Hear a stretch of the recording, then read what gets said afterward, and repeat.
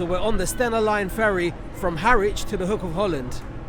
Now I said that Chakrvarti is about roaming free, and that's not just in the UK, it's all over the world. So today we're going to go and explore Europe. I don't know when we're going to end either. I haven't got that in the diary yet. Might even go on Chakrvarti forever, who knows.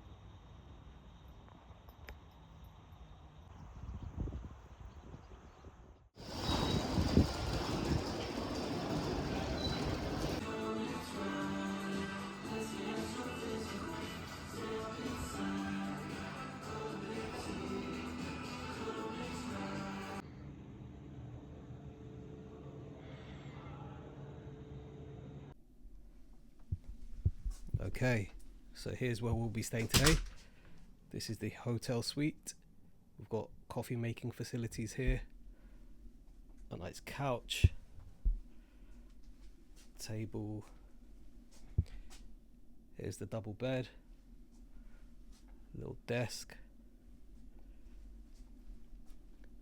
Here's the mirror and a couple of bathrobes, flat screen TV. Not too bad. Let's have a look at the view. Okay, not bad. This is the Hague. Some trees. Now let's have a look at the bathroom. Okay, we've got a shower. That's helpful. Yeah, a decent shower. Toilet. Pretty standard. But it's a big bathroom, isn't it? 2 sinks. 2 mirrors and a bath. The idea of Chakrvarti is to get closer to nature and get closer to God. That's why I've been living at campsites and on farms during this experience so far. But tonight I had a night where I hadn't booked accommodation, and I thought I wanted to remind myself of my own sovereignty. As a son of Guru Gobind Singh Ji Maharaj, the King of Kings, I consider myself sovereign. I consider myself part of the royal family, and there is no accommodation that is too good for the son of Guru Gobind Singh Ji. And really it's about attachment, non-attachment. I could easily stay in a place like this, or I could easily stay at a campsite. I'm not worried either way. I'm not bothered either way. But today, I felt like treating myself. And I don't feel one bit bad about it. I don't feel guilty about it, nor should I. I'm sovereign. As worthy as it is to live like a sadhu, to live in nature and off the land. Like I say, there is no accommodation that's too good for the son of Guru Gobind Singh Ji Maharaj. So tonight I'm going to live like royalty and enjoy it.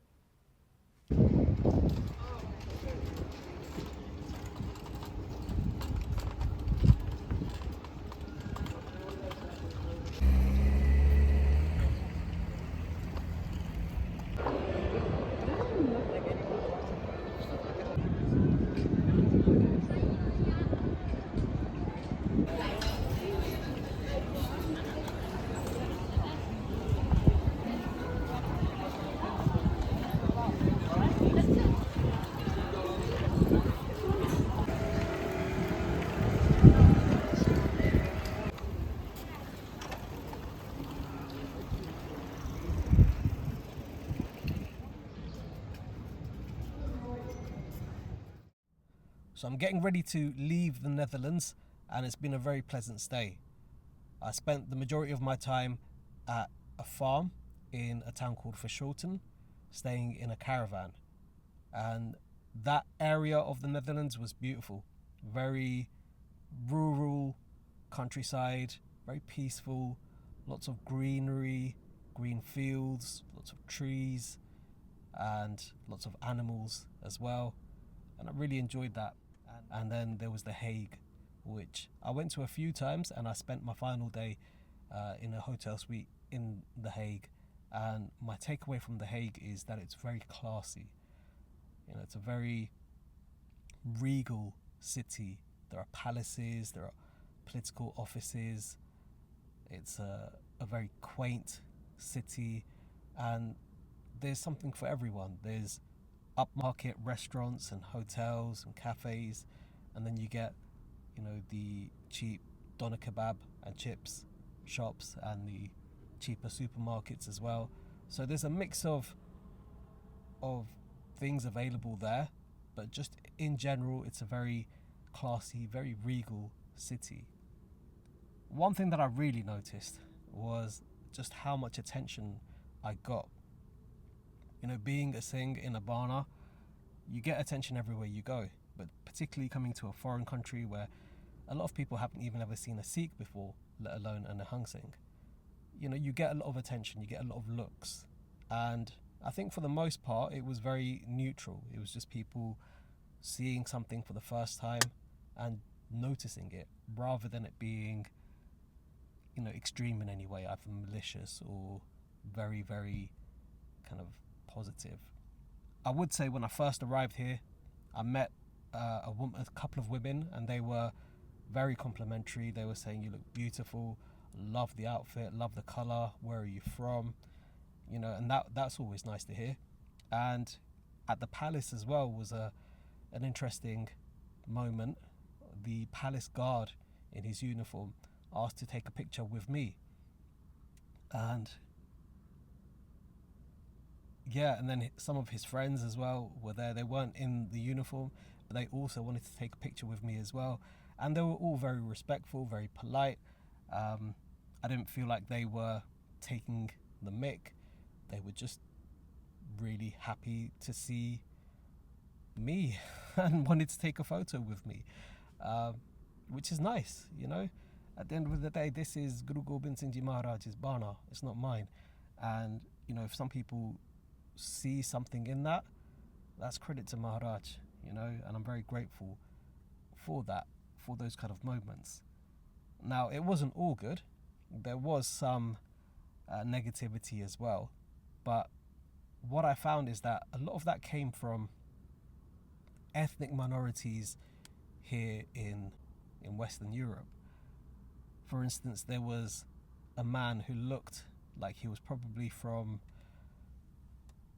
either the Arab region, Gulf region, Persia, somewhere around that kind of area, and he was with a white, probably Dutch woman, and a few white people around him.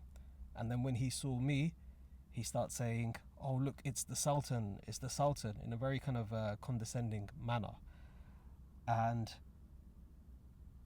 you know, for me, I hear the word Sultan and that means king, right, or ruler. So, you know, he's not wrong. You're not wrong, you're just a dick. You know, that's kind of what I felt. And I think that's actually what people around him felt as well, because I didn't really see anybody, you know, laughing along with him. It was more that he was making an embarrassment out of himself, even to, you know, his friends and the people around him. And then there was another incident with a girl on the other side of the street. I'm guessing she was Indian. She was certainly South Asian. And she was with her boyfriend. I guess they were about 20 years old. So I would guess they were born and raised in the Netherlands, trying to fit in, you know, to the Western way of life as minorities. But she took it upon herself to see me from the other side of the street and start saying at the top of her voice, "Look at that guy, look at what he's wearing, oh my God." And again, I think she embarrassed herself more than embarrassed me. But it made me kind of wonder, like, some people try so hard to fit in to the culture of where they're from that when they see someone who doesn't bother and is just authentic to themselves and their own culture, it triggers them. And they end up making a fool out of themselves. You know, I didn't really feel like I was ever made a fool out of. You know, I think whenever anybody tried to do that, it ended up them looking bad. And the attention was a lot. It felt like at times everybody was looking at me. And I had to go to a quiet cafe at one point. I had to kind of go down a back street to where there was a bit of a park, grassy area, just take a bit of time out for a little while and just get away from all of the attention.